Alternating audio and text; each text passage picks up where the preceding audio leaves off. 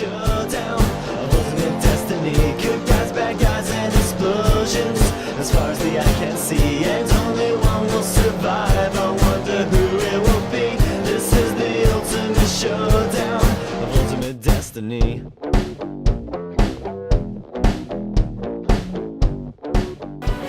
Hello, this is Arkon Rhys, and I'm going to be showing you the tutorial to Red Alert 3. So, let's see how it goes.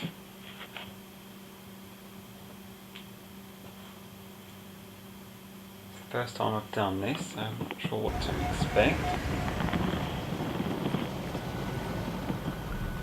Oi! Welcome to Command and Conquer Red Alert 3. I'm an allied Guardian tank, and these prats and I are here to tell you about how we think you should be doing your job. Sir. Yes, we have temporarily called a truce to make sure you do not send us to our deaths needlessly. To begin with, we will tell you how to move your viewpoint around the battlefield and how to command your units, including the best ones, such as me, the Soviet hammer tank. Just look at this body compared with the teeny little Japanese tank to my left. Shut up! Ow! Please excuse him, sir. Let us begin. Oh, blimey. Right, okay. To move your camera around the battlefield, just move your left stick around. Try moving your camera now. Easy enough. Now, to rotate the camera, move the right stick, left or right. Try rotating your camera now. To zoom the camera in and out, simply move the right stick up or down. Try zooming your camera now. As you go about fussing with the camera, sir, remember you can always press the R3 button to reset the viewing angle. My goodness, Commander. You have completed your first objective. Right proper you have. Objectives, as you might have surmised, are special goals you need to accomplish in order to progress through the campaigns.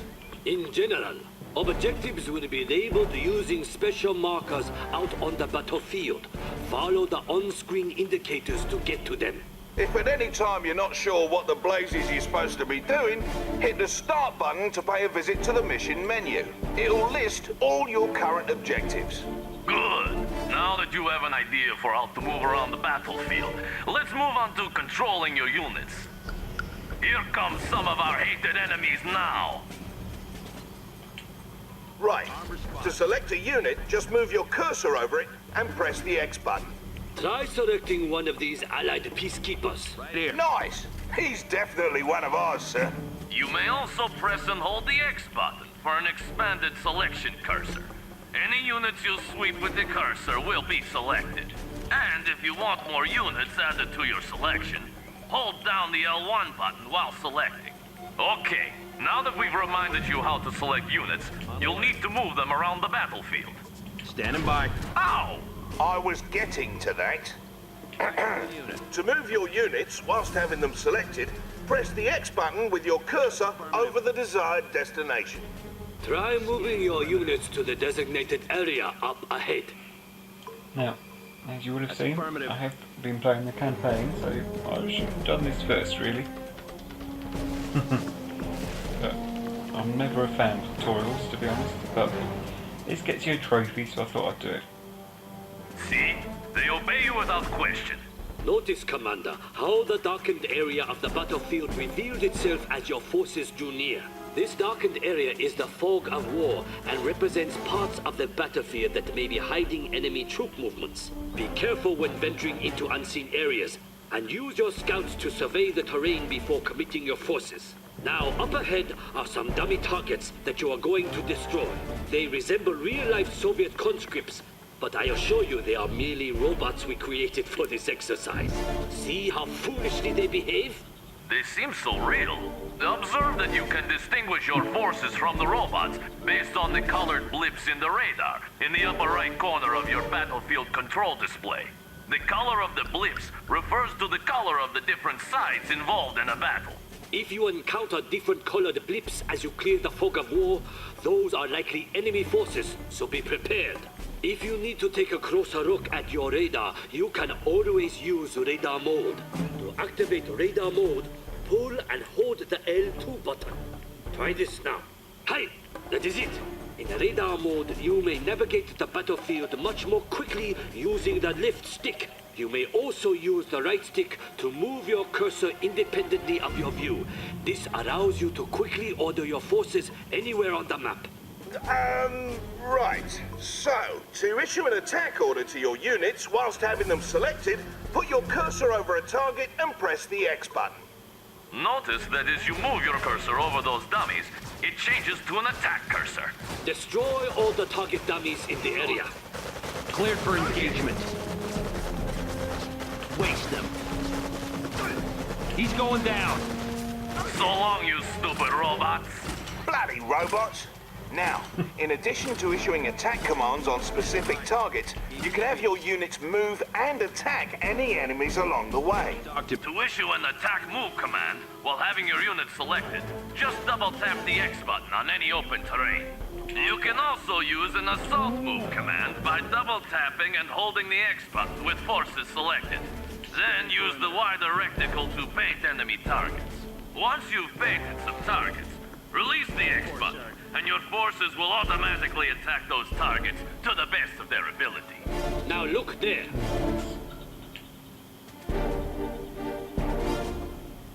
We need you to lead us to that strategic point, yet many robots stand in the way. If you please, issue an attack move order to strategic point. You have the command. Lead us to victory! Start something up. As you say. All right. Hammer time!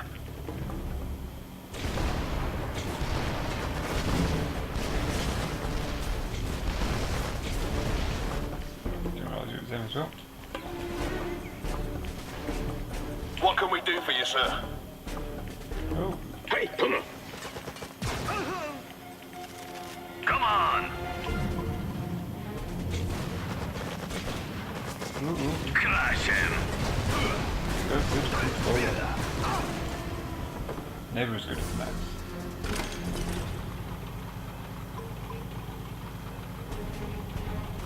Now that's a fine job you did there, Commander. You now know how to move around the battlefield, as well as how to make your forces shoot their enemies dead. Indeed. We suggest you move on to the next lesson on building a military base for further instruction on properly commanding an army. See you there! Colourful. Excellent.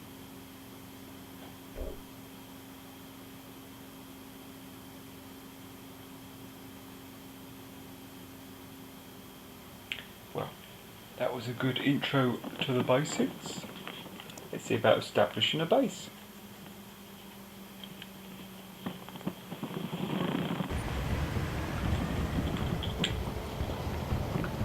Good to have you, Commander. In this mission, we'll be reminding you all about constructing a base for each of the factions. We'll start with the Allies for obvious reasons. First things first, though. You need to know about the command menu.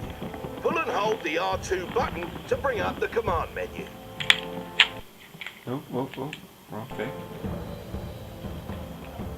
The command menu lets you do everything, from build units and structures to use your unit's special abilities and much more. It's arranged like the face of a clock. You can make selections along the periphery by moving the left stick and pressing the X button to confirm. In general, you can drill deeper or confirm selections in the command menu with the X button, or go back up or cancel selections with the circle button. Go ahead and get comfortable using this thing. It lets you manage all your forces and production no matter where you're focusing your attention in battle. Here we have one of the hated Allied mobile construction vehicles. The MCV will unpack into a construction yard. To unpack it, select it, then use its unpack special ability by bringing up the command menu and pressing the X button. Go on, don't be shy.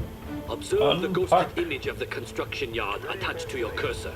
Now press the X button anywhere on open terrain to order your MCV to unpack at that location. Very fancy, no?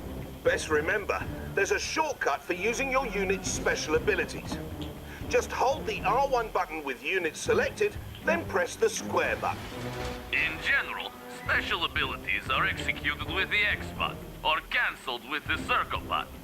The circle button is also used to deselect units or structures.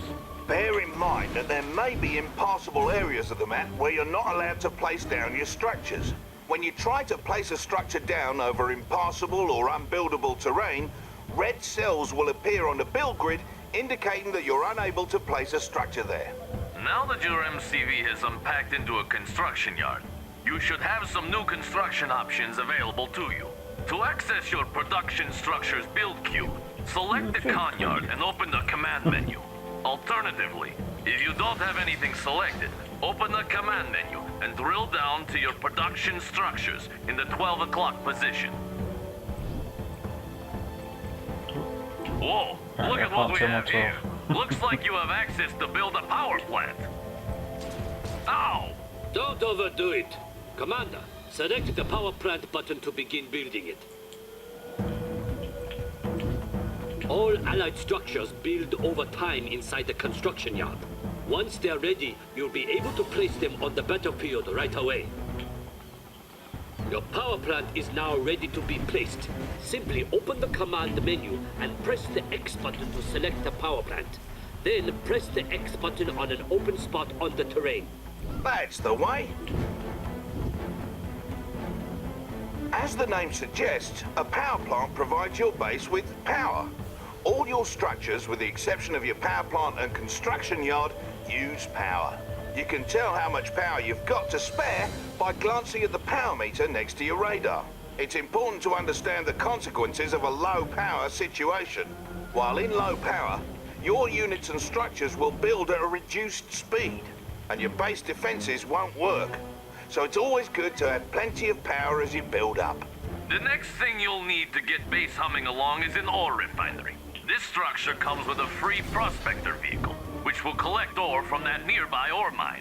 To build your ore refinery, open the command menu, navigate to your production structures, and press the ore refinery button, just as you did with the power plant. Bear in mind that a single ore refinery likely will not be enough to fund your military escapades. Try to build an ore refinery next to each ore mine near your base, but be careful to defend them. Will do. Now that construction is complete, open the command menu and select the ore refinery and consider where to place it on the battlefield. While you're able to place your refinery anywhere on open terrain, the optimal location is just in front of an ore mine. You'll see those spots ghosted on the terrain. As you move your cursor over those spots, your structure preview should snap to the optimal position. Then, just press the X button to place your ore refinery, and you're set. Aye, properly executed.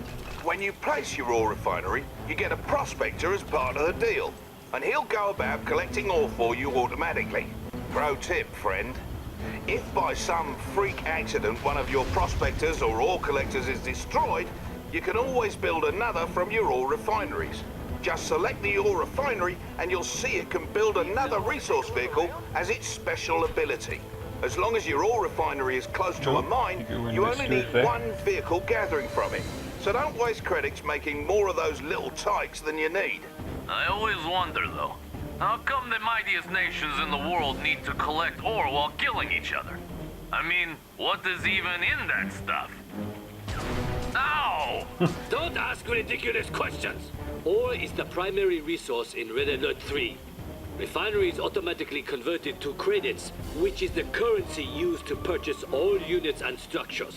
All mines have a finite amount of resources that will eventually slow to trickle. So, if you deplete an ore mine, it's best to try and expand to another in order to maintain a steady income. You now have power and an economy set up. You're ready to start training units for the fight. Go ahead and open up the command menu and build a boot camp. Remember to place it down by opening the command menu once it's built, pressing the X button to select it, then pressing the X button again on open terrain.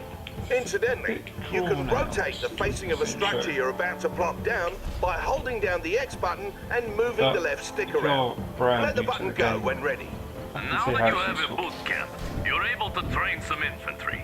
To do this, You may select either your boot camp and open the command menu, or navigate to your infantry queues in the 2 o'clock position in the command menu.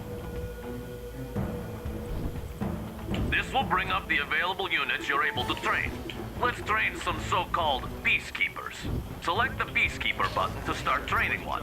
You may queue up multiple peacekeepers by continuing to select on his portrait.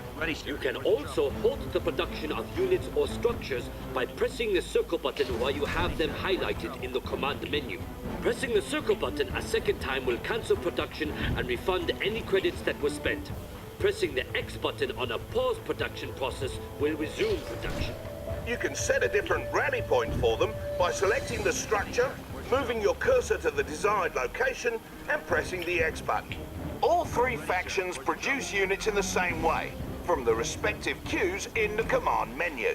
By the by, many of your structures aren't restricted to being built on land. You can set them up on water as well. If you build another power plant, try placing it out in the drink. It doesn't cost you any extra, and most ground units won't be able to get to it that way. Observe, however, that allied structures may only be built in the radius surrounding the construction yard. You may expand your build radius by creating command hubs, which convert from your prospectors. Please select your prospector and use its special ability to unpack it somewhere. Across the water, perhaps. Go ahead, Commander. I was not aware of this. Sounds good to me. Count me in. Right away. This is a pretty awesome ability.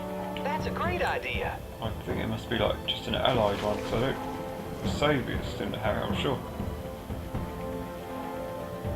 I'm sure I would remember seeing that when I used I them like before. the beach. What a great idea. Yes, sirree. I didn't think of that. Objective complete. Yeah, that's it. Also, bear in mind that the Allies' technology level is local to their construction yards or command hubs. That means not all your production structures on the battlefield may offer you the same construction options. You can upgrade your construction yard or your command hub by selecting them, opening the command menu, and selecting the heightened clearance button. Try requesting heightened clearance on both your con yard and your command hub now.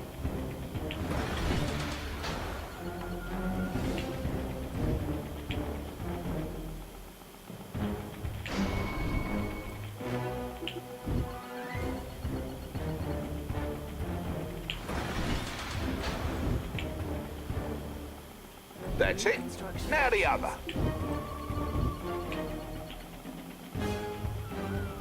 Objective complete. There it is. Heightened clearance costs you, and there's an even higher clearance level available after that. You need to decide when and where to request better tech when commanding the Allies, else things may turn rotten. Yes.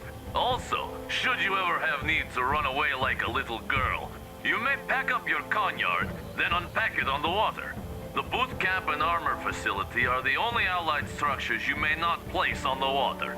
Your seaport, on the other hand, is the only structure you may not build on land. Ow! What was that for?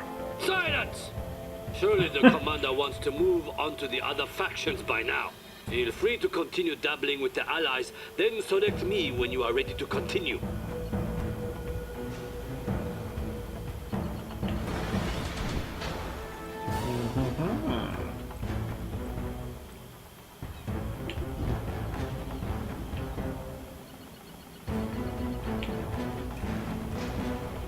What's the situation?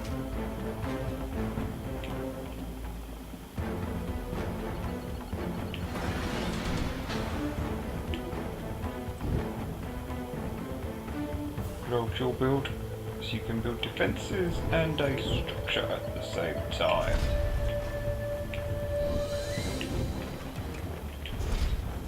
Like so.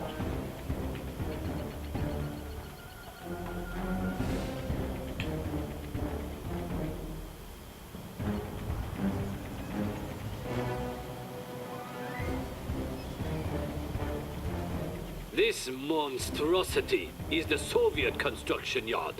You will see that the Soviets build differently from the Allies. Select the construction yard and open the command menu, or just navigate to the production structures queue in the command menu. Then select the reactor.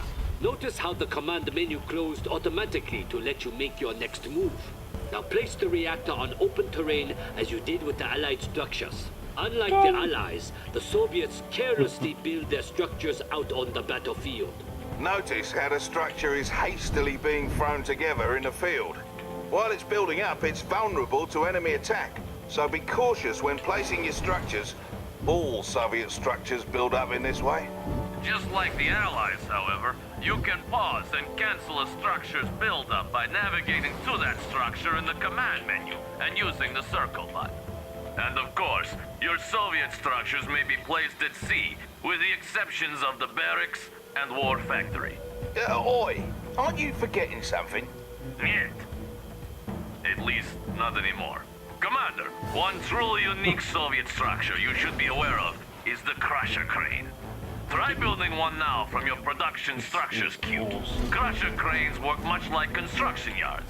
So now, you can build 2 structures at once from your 2 separate build queues. What's more, your crane's repair drones will automatically repair nearby vehicles. Or you can order these vehicles into its grinders to crush them for a quick refund. To access your newly added build queues, open the command menu with the Crusher Crane selected. When you have multiple queues of a type available, you can cycle through them in the command menu by pressing the X button. You can build multiple production structures to gain more build queues, allowing you to build more stuff at once. Of course, you'll need plenty of income to support this. Now, please feel free to continue exploring the richness of the Soviet build system. When you're done, please select the tsunami tank to proceed. Building. Objective complete. Building. So you can build 2 defenses at once. Woo! Building. And a building. Looks off.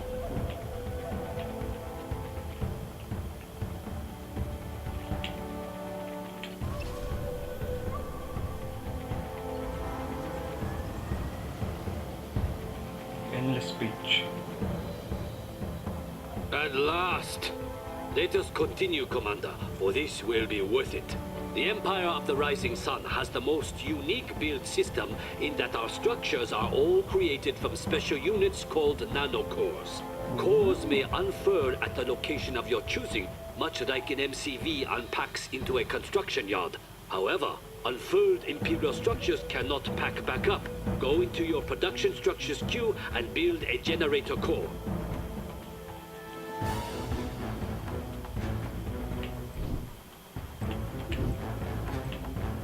The generator core will be yours to control as soon as it emerges from your construction yard. If you select it, you may give it move commands around the map like any unit. To unfurl it into an instant generator while having it selected, use its unfurled special ability, much like you did with the MCV earlier in this lesson.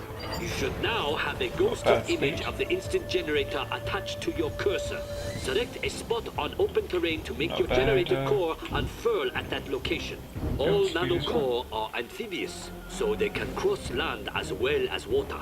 This means the Empire of the Rising Sun can spread its borders far and wide. The Imperial Docks is the only structure that cannot unfurl on land, while the Mecha Bay and Instant Dojo cannot unfurl at sea.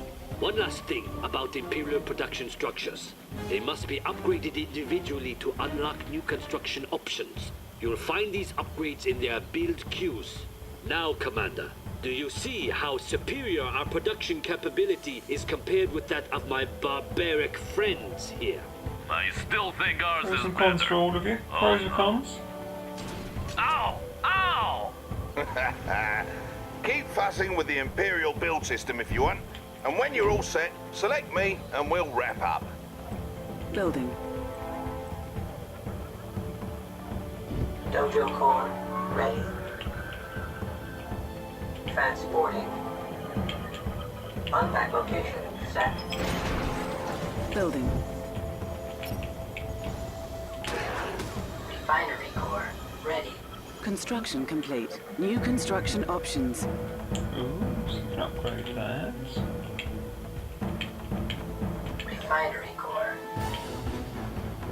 Unpack location set.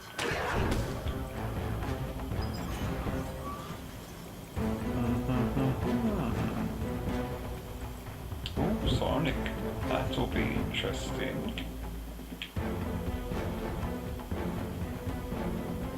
Well, Let's see them in action. that concludes the lesson on base building. Don't worry, the other ones will be shorter. Mostly. Let's shove off, lads. Commander, see you then. Ow!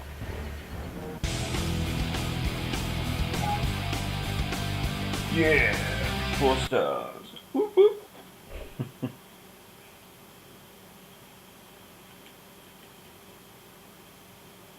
Right, let's do one more before I take a quick break.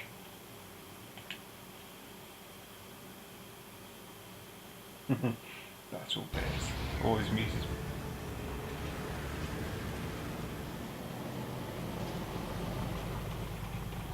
Why, hello again, Commander. In this lesson, you're going to get acquainted with your units and some of the abilities that make them unique. Every unit in Red Alert 3 has some sort of special ability, in addition to its primary ability. The majority of your unit's primary abilities is to attack their targets.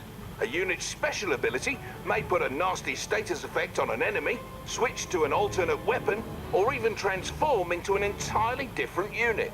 Let us go over how to use special abilities now. Okay, let's learn. Select that allied cryocopter, if you please. The cryocopter's special ability is the shrink beam.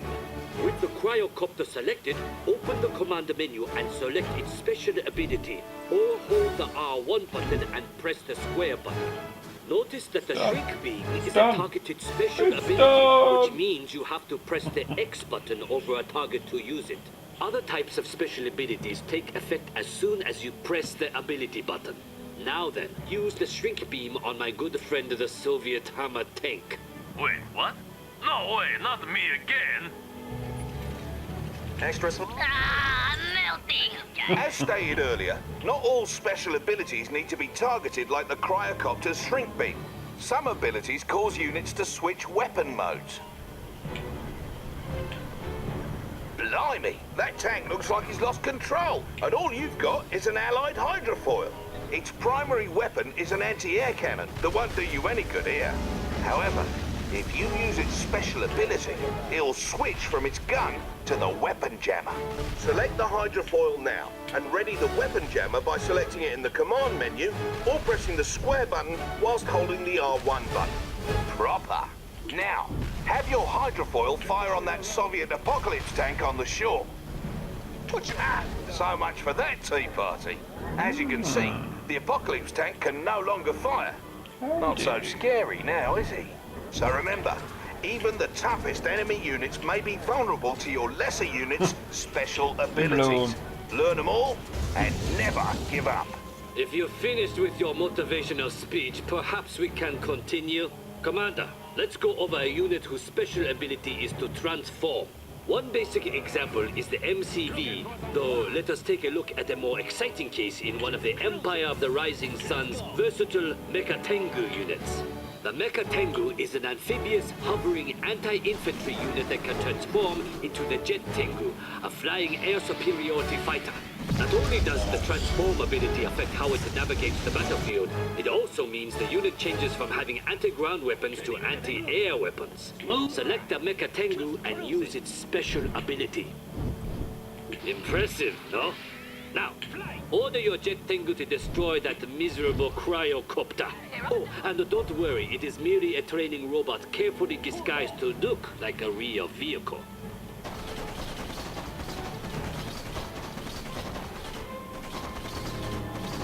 Not very damaging, but yeah. No A little robots are going armada to get there, past they'd be you, pretty Commander. You should know there are some units at your disposal whose primary ability either isn't a weapon at all, or will change depending on what you tell it to attack. For example, Each faction has its own type of engineer unit, like this swarthy fellow over here. Engineers are special units that can capture any enemy structure or neutral tech structure. Much like with moving or attacking, you can select your engineer, then press the X button on a capturable structure. That'll make him go after it. Look, there seems to be an oil derrick you can capture out in the water. Oil derricks are neutral tech structures that provide additional income. Go get it. Do you like the old bunker they can build for people? Off he goes. Note that engineers are amphibious, so they automatically switch to a keen aquatic form when they get to water. Not all units are amphibious, of course. Notice you can issue capture commands into the fog of war, assuming the structure is still there when you get to it. Hey, where did that engineer go anyway? Ow! He went into the structure, you He deserved fool. that. And there he Yes, shall he did. remain forever. For that is the way of the engineer. You may have noticed that when you highlighted that enemy structure with your engineer selected, your cursor changed to a garrison cursor. That garrison cursor indicates a structure you can enter. Your basic infantry can't garrison enemy structures or neutral tech structures like the engineer can, but they can garrison civilian structures such as hotels and houses. Fear not, for civilians have long since abandoned such structures once they heard we were coming. When infantry garrison these structures, they receive extra protection, as the building they're in will take damage instead of the units themselves, should they come under fire. Garrisoning your units into civilian structures Do not is run, a you good tactic, dogs. both Turn from an and fight. offensive and a defensive perspective. It helps to secure locations, force enemies to take an alternate path, or give your units more cover near to your base should the enemy send a force to destroy you. Now garrison that nearby structure by issuing a move order onto it whilst having some peacekeepers selected. Securing building. Tactical unit. Good. They're in. And here comes trouble. Peacekeepers look pretty As you can see, those enemy training robots fired upon the Shotguns seem to do a structure lot of damage. rather than directly at your peacekeepers. Watch out though, because each faction has ways of clearing out garrison structures. The Allies and Empire can try rushing their peacekeepers or Imperial warriors into a garrison structure, while the Soviet conscripts can use their Molotov cocktails. Of course, you could just blow the structures up if you cannot be bothered by such details. Now, let's say you need to get your peacekeepers out of the structure. Just select the structure and use the evacuate command. Just like using a special ability on a unit. Do this now.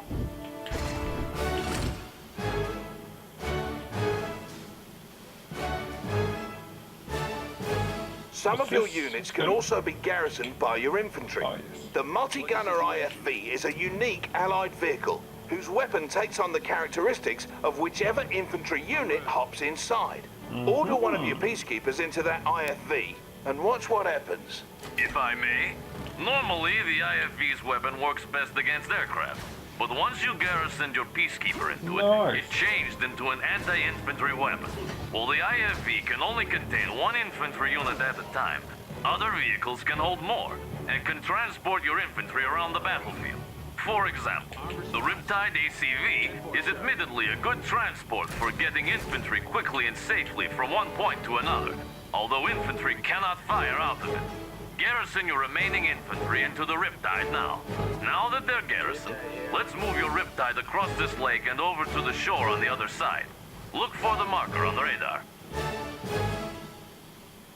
That's We're off, boys. Going on a magic carpet Heading ashore. ride. Riptides are a special type of unit in that they're amphibious, meaning they can traverse both land and water. As my comrade said, not all units are amphibious, so it's good to make note of the ones that are. Some units behave differently on land and water. For instance, when your Riptide is on water, its torpedo tubes open to give it additional firepower. Now that you've made it to the other side, let's get those peacekeepers out. All transports have the not-so-special ability to evacuate their passengers. Use the evacuate ability now.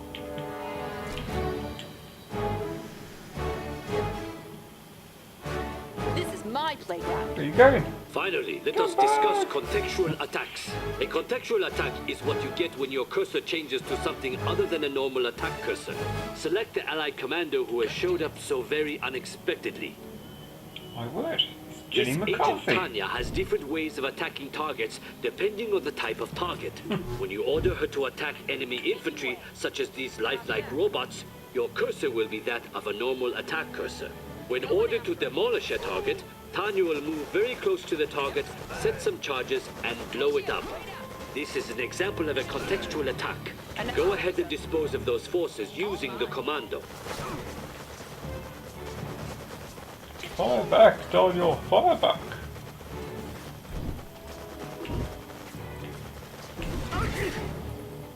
I'm there.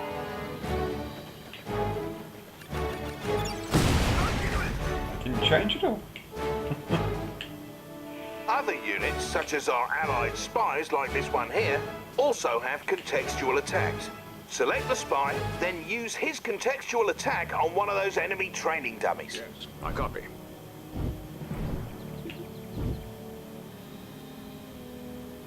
On it like a bonnet. Now who's the dummy, am I right? As you can see, the spy's primary ability is to disguise himself as the enemy. Alternatively, if you highlight an enemy structure, you can try to infiltrate it to disrupt the enemy's base. Infiltration has different effects depending on which type of structure is infiltrated. Experiment with all the possibilities. Incidentally, the Empire of the Rising Sun Shinobi unit may also infiltrate structures. Only the tactless Soviets lack an infiltrator. Oh! But why? Come on, lads, we have to get through this. Commander, that's the end of this lesson. See you in the next one. Woo!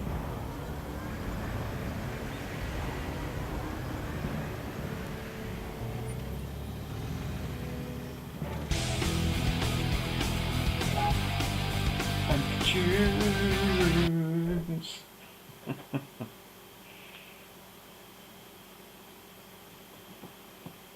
Right, just going to take a little break there quickly. Then I'll be back for those last three.